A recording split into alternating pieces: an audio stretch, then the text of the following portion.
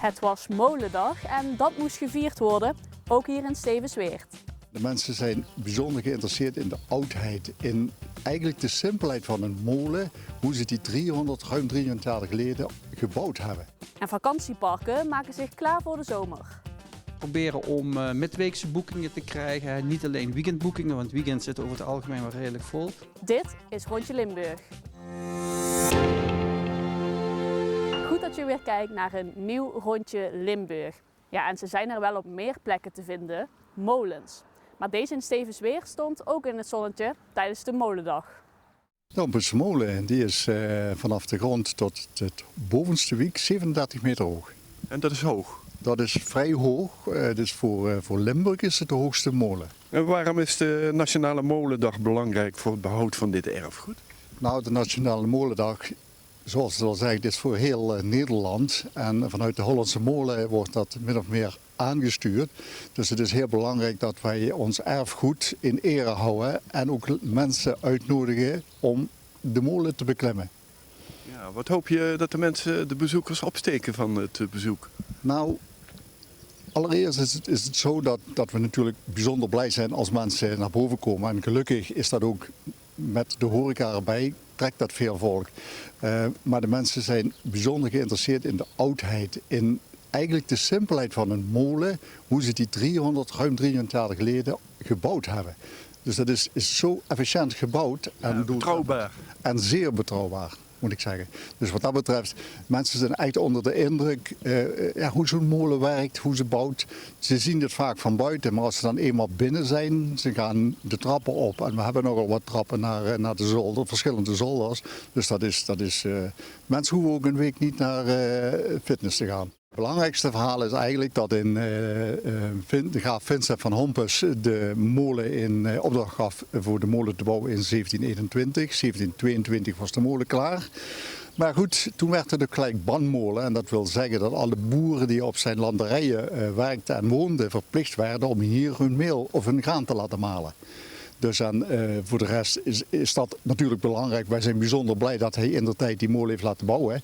Dus, maar het is ook voor de omgeving, ook de molenplas die hier vlakbij ligt, is een geweldige publiekstrek.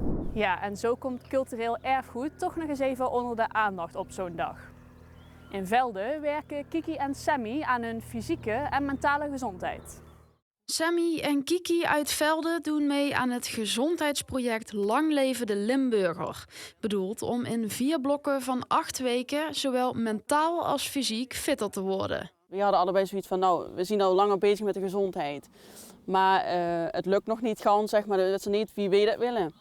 En toen hadden we zoiets van, we kunnen altijd eens opgeven en we kijken wel. De zullen toch niet uitgezocht worden. Maar dat werden ze wel. Voor de verpleegkundige en fysiotherapeut was het daarom tijd om onder begeleiding van Universiteit Hasselt en organisator De Limburger het roer om te gooien. Nou, in ieder geval het stuk afvallen, een gezond gewicht bereiken, minder gezondheidsrisico's eigenlijk hebben ook voor de toekomst. Maar ook als doel natuurlijk, we willen allebei een gezin stichten. Dus uiteindelijk gezond zwanger worden met minder risico's. Ik denk dat dat de grootste drive is geweest, ook om weer aan dit project proberen deel te nemen en proberen resultaten te bereiken.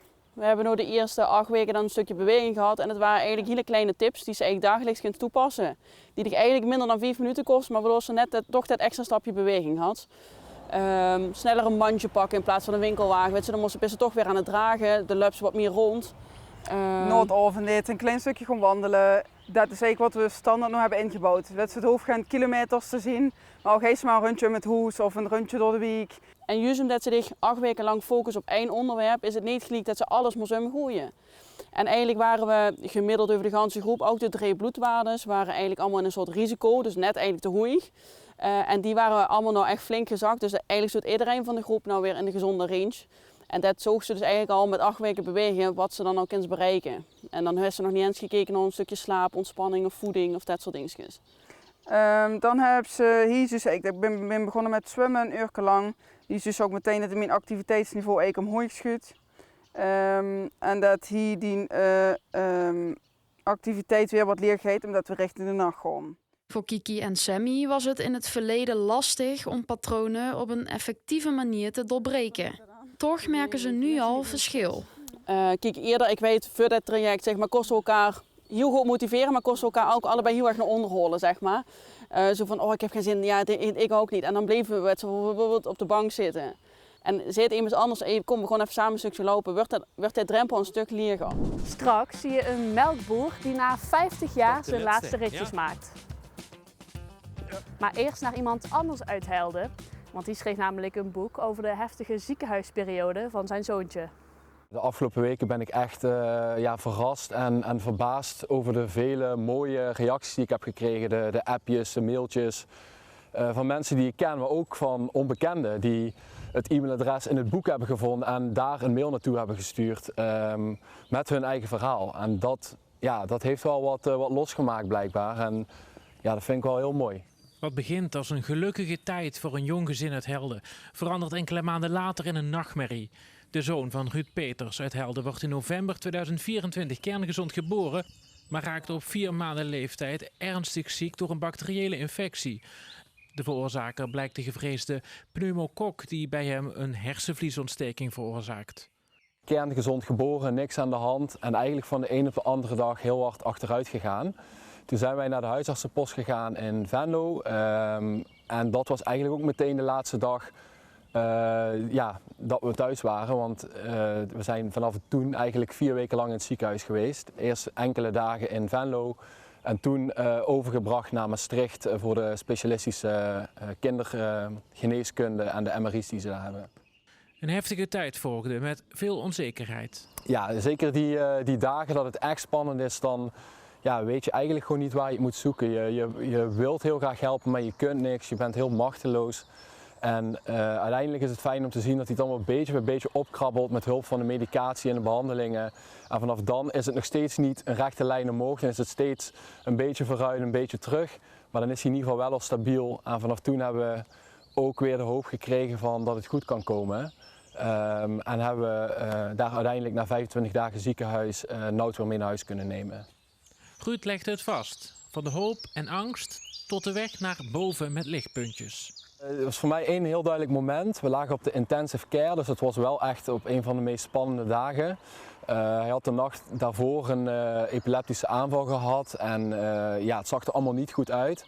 Maar eigenlijk de volgende dag, uit het niets, toverde hij een klein glimlachje tevoorschijn en leek er iets van herkenning te zijn en oogcontact. En dat moment beschrijf ik ook in het boek. Dat is voor mij wel echt een moment geweest waar ik me echt aan vast heb gegrepen en waar ik hoop uit heb geput. En zo waren er meerdere van dat soort momentjes. En uiteindelijk hebben we zo de weg naar boven weer kunnen insteken. Ja. Nou, tijdens de opname heb ik sowieso gedacht, ik moet wel wat dingen noteren, want ik ga dit vergeten. Want je hebt natuurlijk spanning en stress en slaapgebrek. Dus het was in het begin vooral heel praktisch. Van oké, wat wordt er allemaal benoemd, waar moet ik aan denken? Eigenlijk gewoon de praktische kant van het verhaal. En later dacht ik, ik vind het eigenlijk ook wel fijn om het een beetje van me af te schrijven. Om het ergens even een plekje te geven. Ik weet niet of ik er ooit wat mee ga doen en in welke vorm. Maar dan staat het in ieder geval ergens en dan kan ik er altijd nog iets mee. En uiteindelijk is dat een beetje uit de hand gelopen en heeft het zich vertaald in een volledig boek eigenlijk. Een volledig dagboek. Ja. Het boek heet Kleine Man. Daarin neemt hij de lezers mee in de emoties en de onzekerheden waarmee het gezin te maken krijgt. De volledige opbrengst gaat naar het Ronald McDonald Huis Maastricht, waar het gezin verbleef. En gelukkig gaat het nu goed met de kleine man. We reizen door naar het zuiden van de provincie, want ondanks dat het zonnetje deze week een beetje ontbrak, wordt er toch al veel voorbereid voor het zomerseizoen. We beginnen daar eigenlijk altijd mee al zo eind november van afgelopen jaar. En met name de voorbereiding voor het zwembad. Natuurlijk in de zomer is dat hartstikke leuk voor de kinderen. En we hebben ook een eigen animatieprogramma. Daar zijn we een paar maanden altijd mee bezig. Om dat voor te bereiden, dat doen we allemaal zelf. Dus daar gaat heel wat tijd in zitten. En daarnaast natuurlijk het groenonderhoud. Dus in het voorjaar groeit het hartstikke snel. Zeker met een beetje regen en zon zoals nu. Er wordt op dit moment specifiek ingezet, wordt veel met arrangementen gewerkt. We proberen om midweekse boekingen te krijgen. Niet alleen weekendboekingen, want weekends zitten over het algemeen wel redelijk vol. Met name die midweekse boekingen, daar wordt van alles voor gedaan. Het ene hotel doet dat in prijs, het andere hotel doet dat in toegevoegde waarde. Door bijvoorbeeld gratis fietsen of gratis een diner of wat dan ook. Om te kijken of we die consument geprikkeld krijgen om toch naar Maastricht te komen. Sinds 1 januari van dit jaar is de BTW op overnachtingen in hotels en bijvoorbeeld chalets op vakantieparken toegenomen van 9 naar 21%. De hoteliers merken de gevolgen daarvan. Juli en augustus zien er nog redelijk gematigd uit. En dat komt met name omdat de consument steeds later beslist. Ja, de consument die kijkt heel goed naar zijn portemonnee. Wil natuurlijk niet te veel geld uitgeven en kijkt gewoon naar alternatieven. En als er ergens goedkopere alternatieven zijn die hij of zij ook gewoon heel erg goed vindt, dan gebruikt hij die. We hebben dat nu bijvoorbeeld rondom de Amstel Gold Race gezien, dat er toch veel mensen boeken voor of de grens over in België, richting Lanaken of richting Cannes, of richting het Akense en daar boekt. Landelijk is vanwege de btw-verhoging een trend te zien. Zo is er minder binnenlands toerisme, terwijl het internationale toerisme naar Nederland toeneemt. Ja, dat zien we heel erg terug. Hè. Dus late boekingen. Mensen kijken vooruit om te boeken naar zonnige oorden. Mensen willen toch zeker zijn van het goede weer in juli en augustus.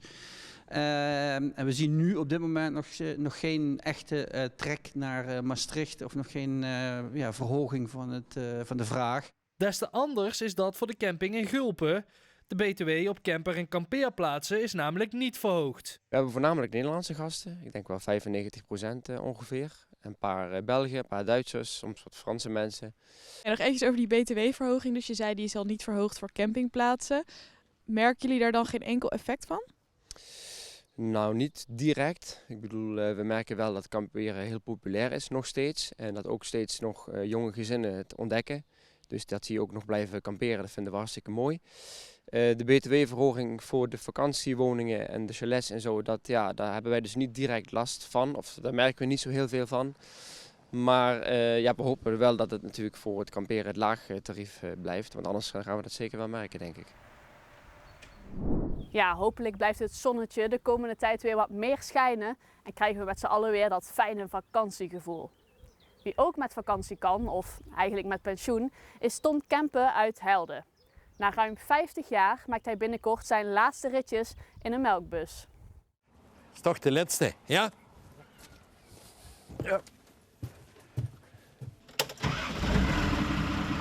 Het is een van zijn laatste ritjes. Ton Kempen uit Helden stopt na 50 jaar als melkboer in Pelermaas. Nog 12 of 13 dagen en dan is het gebeurd. Helaas. Zo. Ai, ai.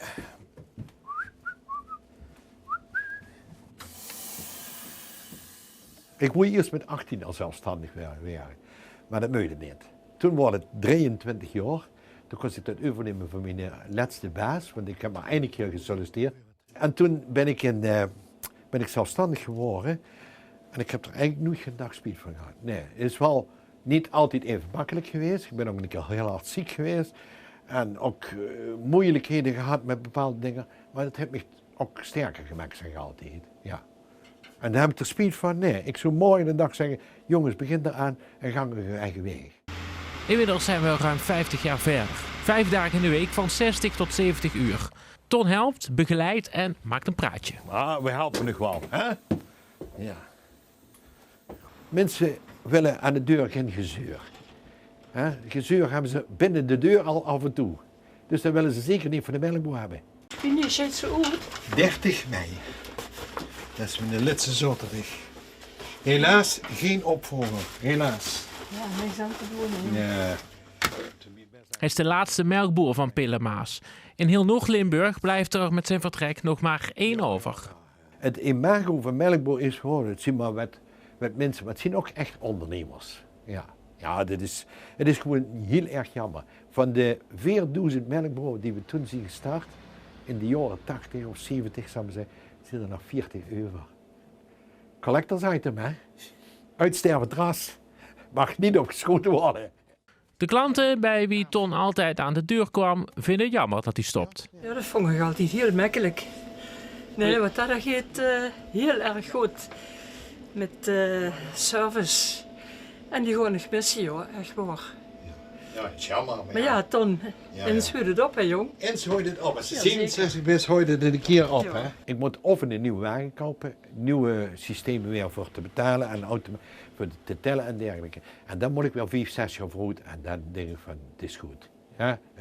Ja, en als ik nou komt dit fijn op mijn pad en dan ga ik nog een beetje samen met mijn vrouw fietsen, we gaan golven, doe ik heel graag. Dus ja, dus dan ik kom dadelijk, mijn vrouw zei dan van, ja, die kalender wil ik ook nog wel eens af en toe bijstaan. Ik ga niet achter de geranium zitten, dat is het netste. Bij de dorpenoverleg ga ik penningmeester weer en bij de zonnebloem op het regio gebeuren ook penningmeester. En gewoon contact met mensen vind ik leuk. En ik heb nou weer moeten solliciteren, na 43 jaar, bij de Helse Bos als gastheer. Mensen wegwijswerk maken bij de slagboom en zeggen van welkom in Pilemaas. Toch een icoon dat verdwijnt uit het straatbeeld daar. Hij komt op meerdere plekken in Limburg, maar staat nu in Horst, de expositie Limburg openhartig in beeld. De expositie wil aandacht vragen voor mentale gezondheid en dit bespreekbaar maken. Ja, je kijkt naar de Limburg openhartig in beeld en dat is een expositie over mentale gezondheid. Het doel van Limburg openhartig is mentale gezondheid bespreekbaar maken. Dus wij willen dat stigma doorbreken door openheid aan te moedigen. En dat doen we zelf door ervaringsverhalen te delen. Want we geloven erin dat door openheid er wederzijds begrip kan ontstaan. En we bouwen aan een samenleving waarin iedereen mee mag doen. De originele werken zijn 10 werken van de Mental Health Art Tour. Het zijn 10 bekende Nederlanders die hun verhaal over mentale gezondheid delen. En in iedere gemeente waar wij landen voegen wij lokale ervaringsverhalen toe aan de expositie. Dus die expositie die groeit. En we openen nu op in onze 7e gemeente. En we reizen hierna nog door naar Roermond, Nederweert, Pilemaas. En hopelijk de andere gemeentes van de 14 gemeenten die meedoen aan Limburg openhartig. Mensen vinden herkenning in verhalen, denken oké, als jij dit durft delen, dan zal ik dat ook wel durven. Dus het zijn kleine openingen tot gesprek, openingen voor mensen om te zeggen van ik ga nu ook delen.